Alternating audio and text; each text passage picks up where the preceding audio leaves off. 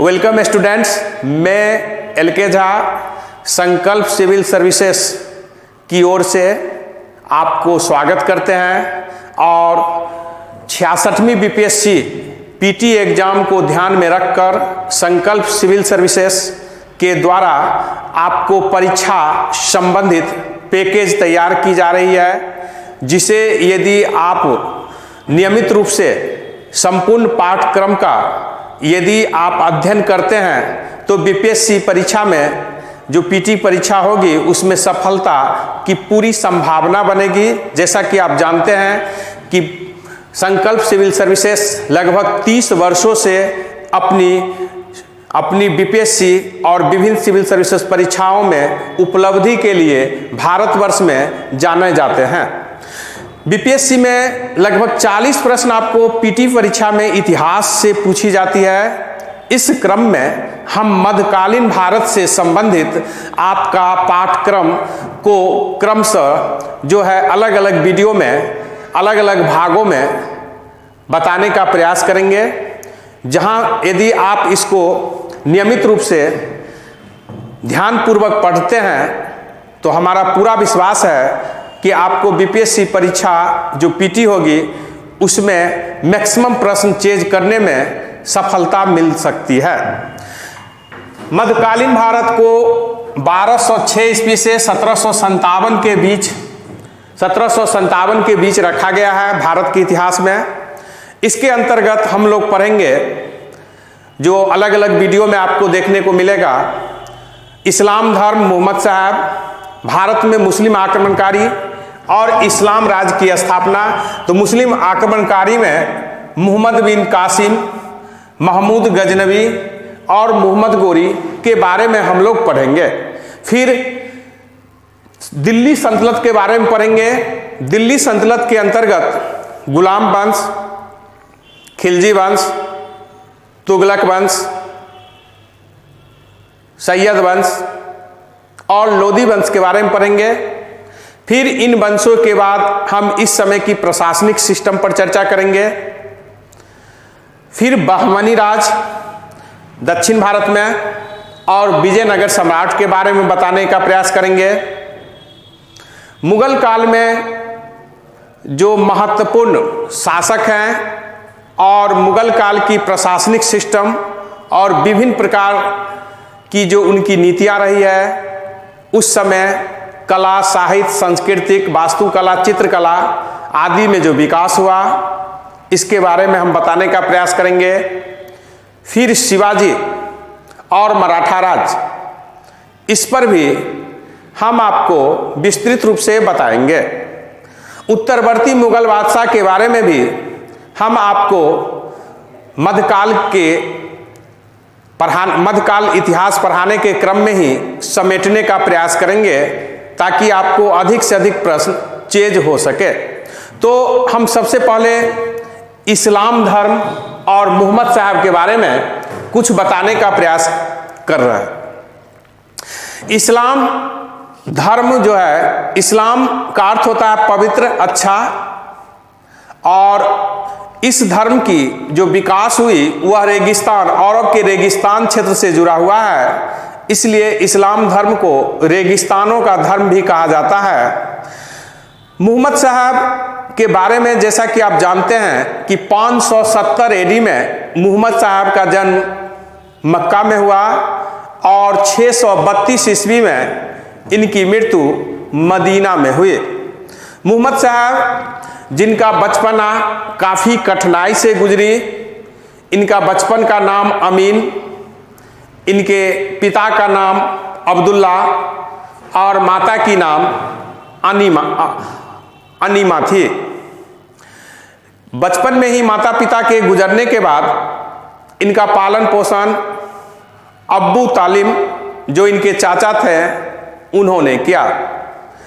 उनके चाचा जो व्यापार से जुड़े हुए थे, मोहम्मद साहब उस व्यापार में सहभागी बने और उसी क्रम में इन्हें विभिन्न स्थानों पर जाने का मौका मिला, जिस क्रम में ये विभिन्न प्रकार के जो विचार देने वाले संत मुनि महात्मा थे उनसे ये प्रभावित हुए और चिंतन की तरफ इनका ध्यान आकर्षित हुआ। चूंकि ये आर्थिक रूप से सबल नहीं थे, आर्थिक रूप से कमजोर थे, इसलिए इनकी समस्या प्रारंभ में बहुत जटिल रही और धर्म या आध्यात्मिक ज्ञान की ओर अधिक ये आकर्षित होकर भी समय देने में सफल नहीं हो पाए।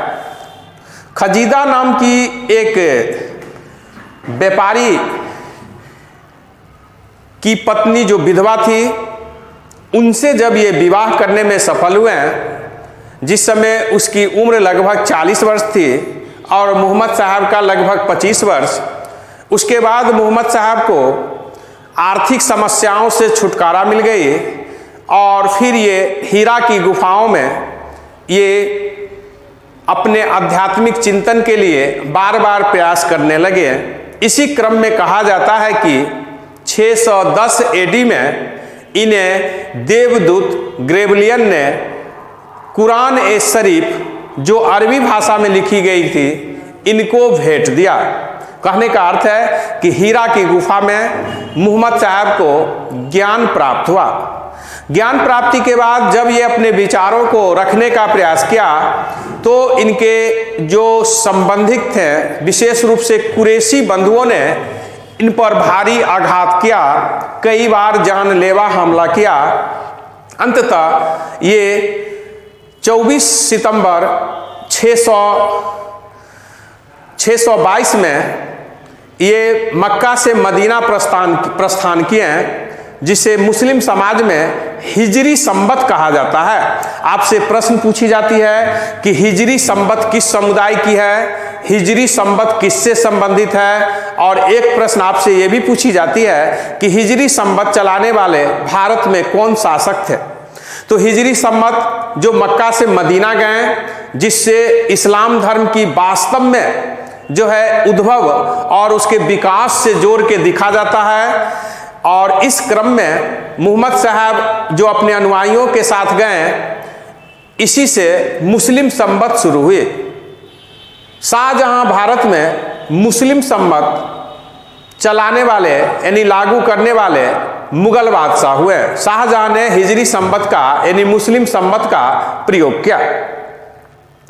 मदीना में मोहम्मद साहब ने अपने धर्म को एक संगठित रूप दिया और फिर इस प्रकार इनके धर्म का प्रचार प्रसार शुरू हो गया, जो आगे चलकर इनके अनुयायियों खलीफा के काल में यह धर्म के साथ राजनीतिक क्षेत्र में भी अपना जो है वर्चस्व स्थापित किया और इसी क्रम में पूरे विश्व को प्रभावित किया।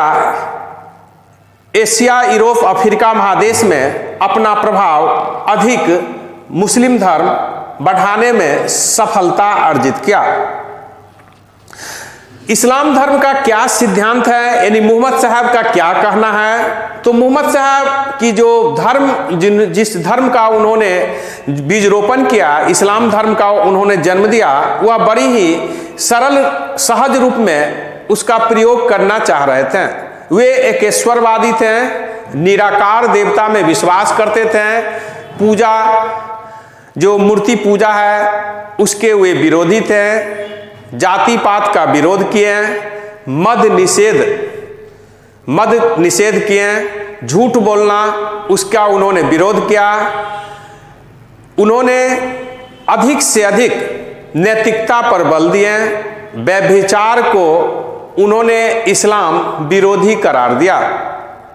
मोहम्मद साहब का जो सिद्धांत है कि सभी अल्लाह के संतान है, इसलिए सब समान है, सब एक समान है, इसलिए कोई किसी पर शासित या शासक जैसे वर्ग नहीं है।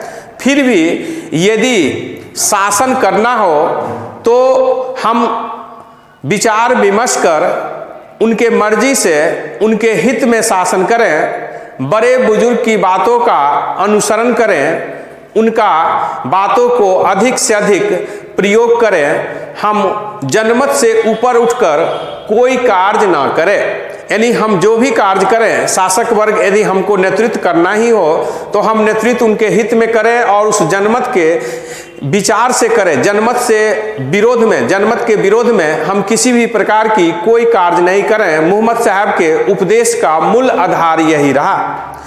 मोहम्मद साहब ने कहा कि प्रत्येक मुस्लिम को 5 बार नमाज पढ़ना चाहिए, कलमा लिखना चाहिए, संभव हो तो 1 बार भी जीवन में हज अवश्य जाना चाहिए।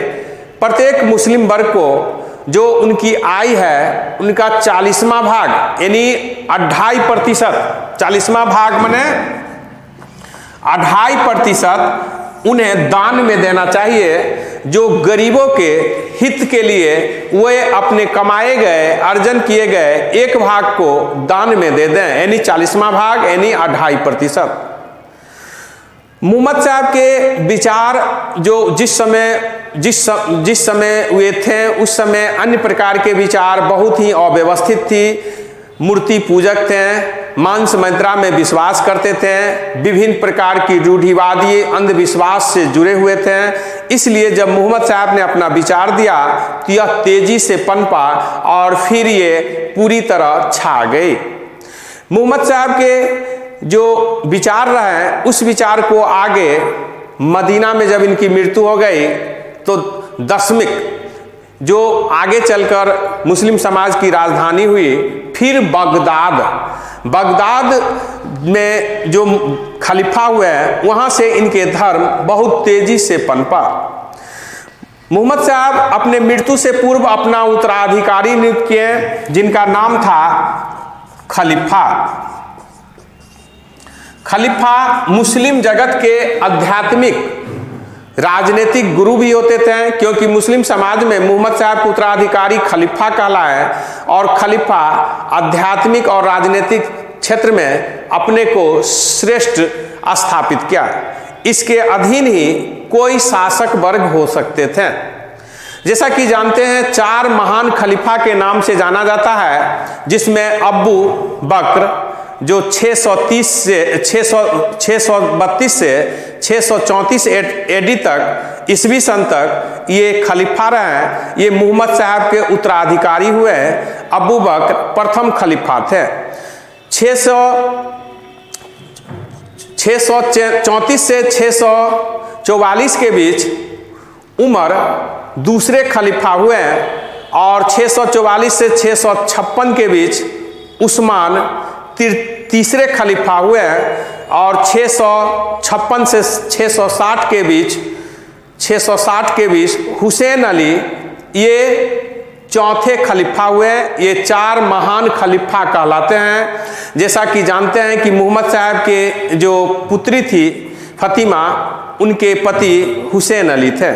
हुसैन अली के पुत्र हसन अली को जब करबला में हत्या कर दिया गया, इसके बाद खलीफा में 2 गुट बहुत प्रभावशाली हो गया और वह एक शिया और सुन्नी 2 अलग अलग रूप में अपने को गुटवा उभर कर सामने आया। शिया को उदार प्रवृत्ति का माना गया और सुन्नी में धर्म की कट्टरता अधिक पाई गई। तो जो भी हो, मोहम्मद साहब के जो उत्तराधिकारी में 4 खलीफा थे, जिसमें मोहम्मद साहब के जो दामाद थे उनके अनुयायी जो है कहलाए वे शिया धर्म से जुड़ गए। इस्लाम धर्म का जो शरीयत है यानी कि कायदा कानून है, उसका 4 प्रमुख स्रोत है। उसका 4 प्रमुख स्रोत है, जिसमें पहला है कुरान। इस्लाम धर्म के सर्व प्रमुख स्रोत जो है वह है कुरान। कुरान इस्लाम धर्म का सर्व प्रमुख स्रोत है। दूसरा है हदीस, इजमा, और चौथा है जो शरा। ये इस कुरान इस्लाम धर्म के सर्व प्रमुख स्रोत है। जो मोहम्मद साहब ने जो कुछ कहा, मोहम्मद साहब के उपदेश जो है हदीस, इजमा, जो इनके द्वारा जो मोहम्मद साहब के द्वारा जो कहा गया उसकी व्याख्या करने वाले मुस्लिम समाज द्वारा जो कानून विशेषज्ञ हुए हैं, मुफ्ती सईद आदि मौलवी, उनके जो इस्लाम की व्याख्या की है वह इजमा, और फिर उनके जो विभिन्न प्रकार की रीति रिवाज हुए हैं जो सामाजिक धार्मिक क्षेत्र में देखी गई, वह जो है शरा यानी कि कायदा कानून। तो इस प्रकार आप देखेंगे कि यही इस्लाम धर्म है। चूंकि इस इस्लाम धर्म के बारे में थोड़ा आपको जानना जरूरी था, अन्यथा आप मध्यकालीन भारत को सही सही समझने में चूक कर सकते थे। अब हम लोग को पढ़ना है कि मोहम्मद साहब के बाद जैसा कि आप जानते हैं कि खलीफा का युग आया और खलीफा के नेतृत्व में धर्म के नाम पर इस्लाम ने बड़े बड़े क्षेत्र पर विजय प्राप्त किया। इसी क्रम में हम लोग पढ़ेंगे कि सिंध पर किस तरह से अरबों का विजय प्राप्त हुआ, सिंध पर अरबों को विजय कैसे मिला, इस बारे में हम लोग यहाँ पढ़ेंगे। तो जैसा कि आप जानते हैं कि सिंध क्षेत्र में चच नाम के ब्राह्मण ने एक राज स्थापित किया और इसी चच के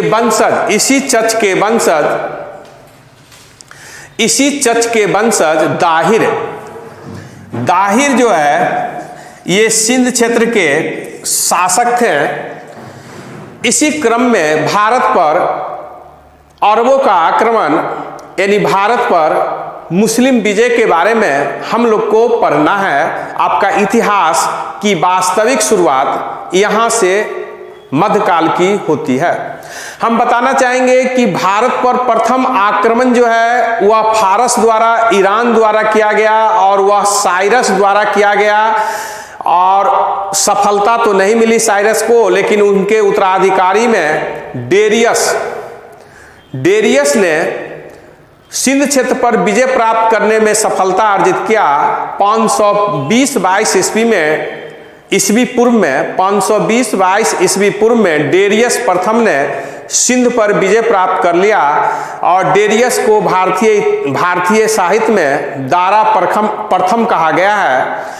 तो ये दारा प्रथम यानी डेरियस प्रथम भारत पर सफल आक्रमण करने वाले प्रथम विदेशी थे जो फारस के शासक थे, और ये सिंध को अपना 20वां प्रांत बताया। इन्होंने यह बताया कि यहाँ से हमें इतनी आमदनी होती है कि सभी प्रांतों से यानी किसी भी प्रांत में जो हमें आमदनी होती है, आय प्राप्त होती है, उसमें सर्वाधिक आय प्राप्त हमें सिंध क्षेत्र से होती है। तो स्पष्ट है कि सिंध एक जो है बहुत ही जो है आर्थिक दृष्टि से संपन्न राज्य थी। फिर आप देखिएगा भारत में बहुत सारे विदेशियों आक्रमण करेंगे। आपको यह पता होना चाहिए कि भारत पर प्रथम अरब यानी मुसलमानों का आक्रमण जो है वह जो है आक्रमण 637-38 में ही हुआ था। भारत में पहला अरबों का आक्रमण 637-38 में ही हुआ था, यानी उस समय उस्मान खलीफा थे। लेकिन बॉम्बे क्षेत्र पर जो आक्रमण हुआ वह सफल नहीं हुआ। फिर इन लोगों ने कई आक्रमण किया जो असफल कर दिया गया। जैसा कि आप जानते हैं कि सिंध क्षेत्र पर भी इन लोगों की कई आक्रमण हुई जो असफल रहे। लेकिन दाहिर के समय जो आक्रमण हुआ उसमें अंततः मुहम्मद बिन कासिम 712 एडी में सिंध पर विजय प्राप्त करने में सफलता पाएगा। बगदाद के खलीफा वाहिद है। वाहिद के कुछ उपहार जो है श्रीलंका से भेजा जा रहा था, जिसे समुद्री डाकुओं ने सिंध नदी के देवल क्षेत्र से आगे लूट लिया। इस लूट के लिए ईरान में बगदाद के खलीफा वाहिद के जो सेनापति है अल हजाज ने दाहिर को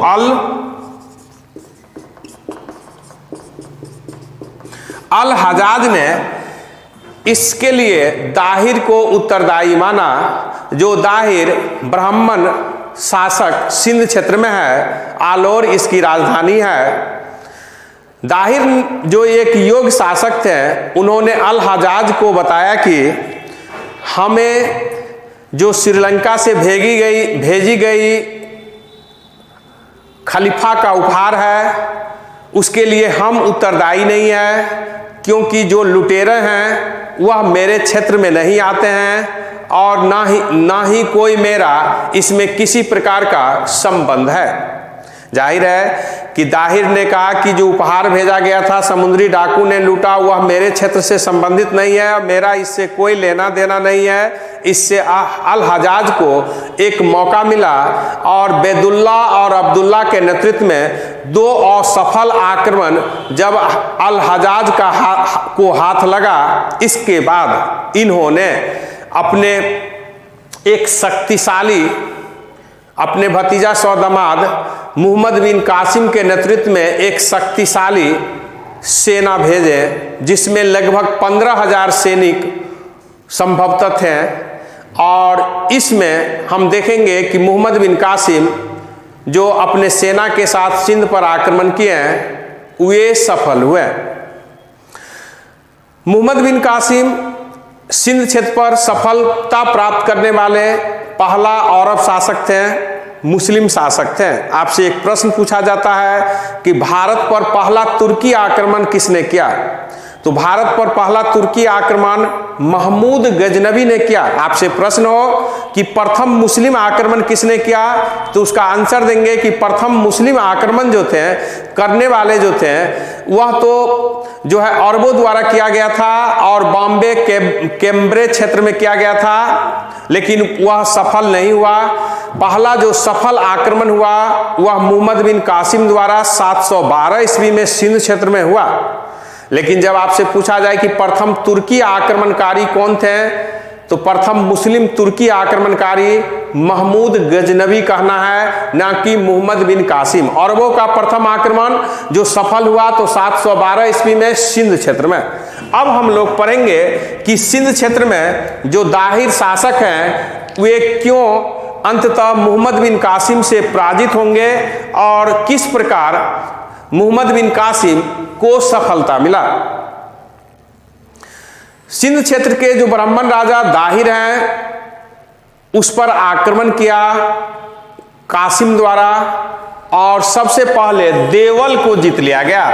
बहुत महत्वपूर्ण, देवल जो सिंध नदी तट पर एक प्रमुख नगर बंदरगाह, इस देवल को मोहम्मद बिन कासिम द्वारा जीत लिया गया। आपसे प्रश्न पूछा जाए कि प्रथम भारत का नगर या शहर कौन है जिस पर मुस्लिम ने विजय प्राप्त किया, तो आपका आंसर होना चाहिए देवल।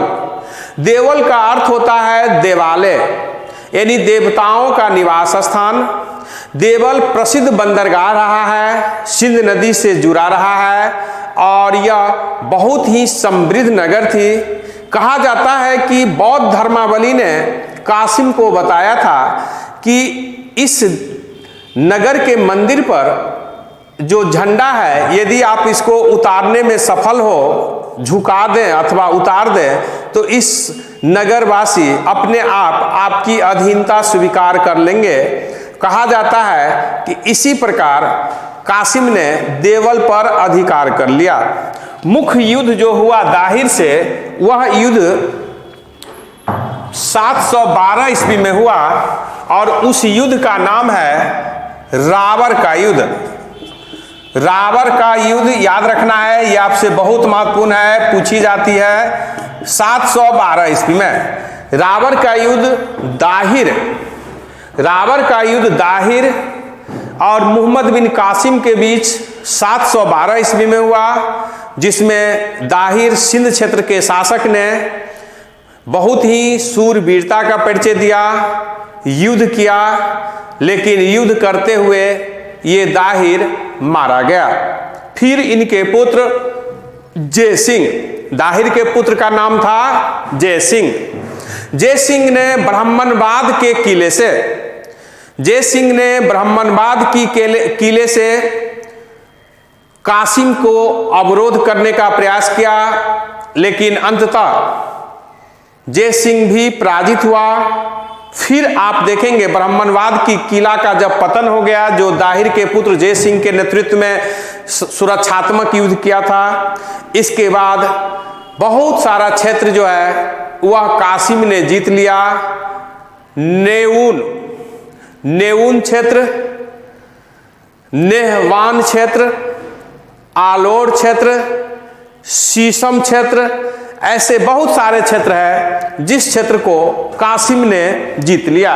इन जीते हुए क्षेत्र में एक बहुत ही महत्वपूर्ण क्षेत्र जहां से आपको प्रश्न पूछा जाता है वह है मुल्तान। मुल्तान को भी कासिम ने जीत लिया और मुल्तान से इतने मात्रा में स्वर्ण प्राप्त हुआ, धन संपत्ति प्राप्त हुआ कि मुल्तान का नाम स्वर्ण नगर, सोना का नगर, गोल्ड सिटी, स्वर्ण नगर मुल्तान का नाम रख दिया गया। जैसा कि आप जानते हैं मुल्तान व्यापारिक केंद्रों के कारण जो है बहुत ही प्रसिद्ध और समृद्ध नगर थी। तो इस प्रकार आप देखेंगे कि बड़ी ही चतुराई पूर्वक अंततः मोहम्मद बिन कासिम सिंध पर विजय प्राप्त करने में सफलता अर्जित की।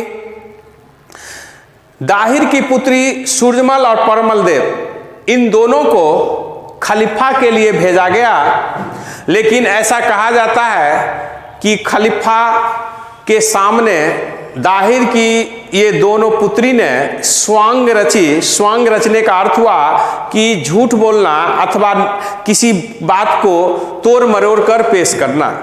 इन्होंने स्वांग रची और खलीफा को बताया कि हमारी सत्य जो है, हमारी पवित्रता जो है वह मोहम्मद बिन कासिम ने नष्ट कर दिया है। जाहिर है कि इससे खलीफा आक्रोशित हुए और ऐसा उस समय के कुछ पुस्तक है मुस्लिम जगत की जिसमें इस बात की चर्चा होती है कि इससे आक्रोशित होकर, क्रोधित होकर जो खलीफा थे उन्होंने कासिम को मृत्यु दंड दे दिया। जाहिर है इस घटना को पूरी तरह ऐतिहासिक नहीं माना जा सकता है क्योंकि ये पूरी तरह प्रमाणित नहीं है। तो इतिहास वही है जो सत्य पर आधारित घटना हो, जो भी हो। ऐसा कहा जाता है कि दाहिर की पुत्री ही कासिम की मृत्यु का कारण बने।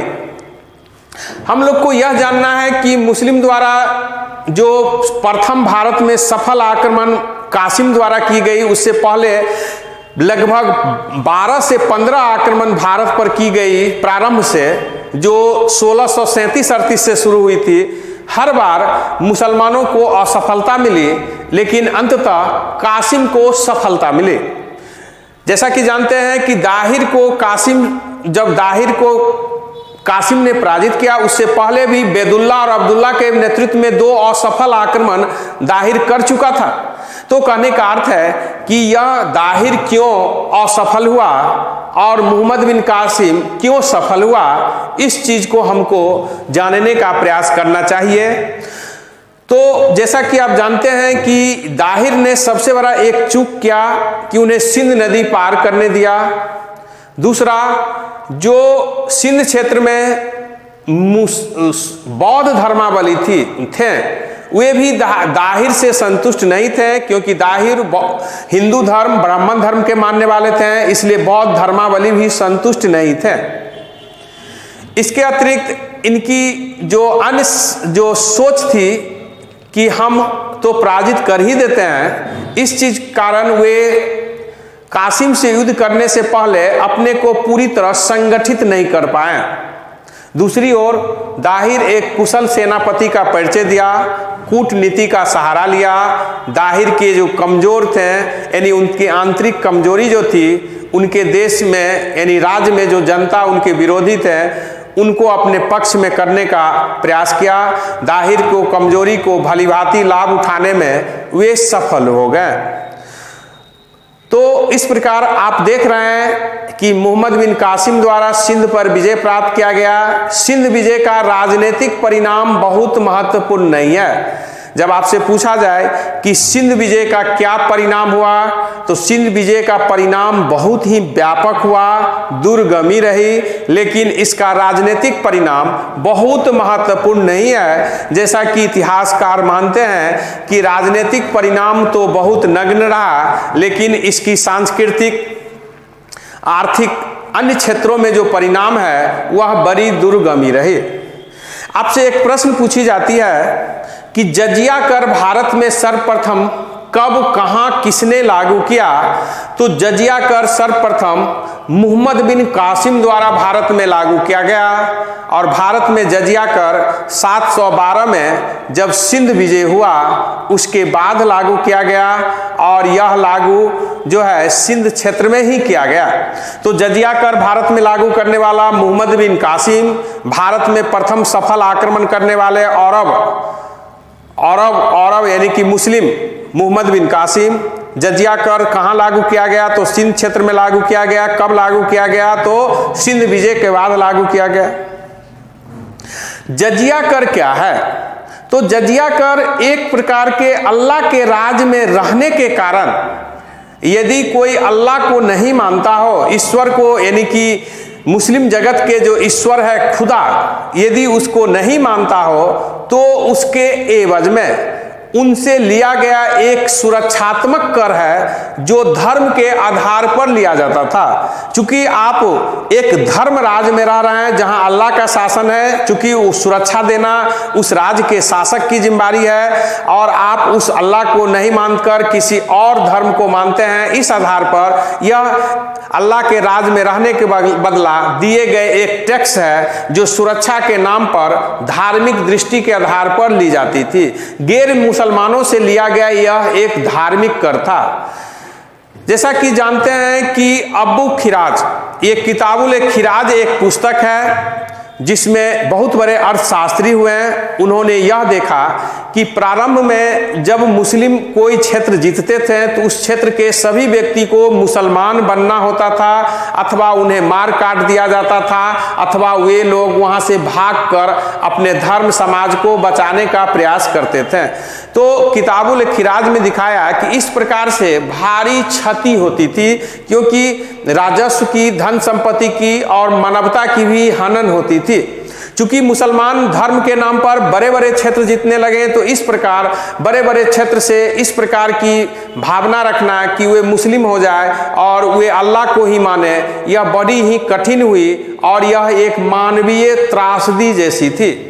इस स्थिति में अंततः यह डिसीजन लिया गया जो कि यदि कोई व्यक्ति अल्लाह के राज में रहे, यानी मुस्लिम जीते हुए क्षेत्र में रहे और वह मुस्लिम धर्म को नहीं माने, तो उसके बदला में उनसे एक प्रकार का कर लिया जाए जो उस राज में रहने के बदले और उस राज के जो धर्म है यानी अल्लाह है उसको नहीं मानने के बदले लिया जाए। तो गैर मुसलमानों से लिया गया एक प्रकार की सुरक्षा के नाम पर धार्मिक कर जजिया कर है। जजिया कर से आपको बहुत सारा प्रश्न पूछी जाती है, जिस जजिया कर पर हम आगे भी चर्चा करेंगे।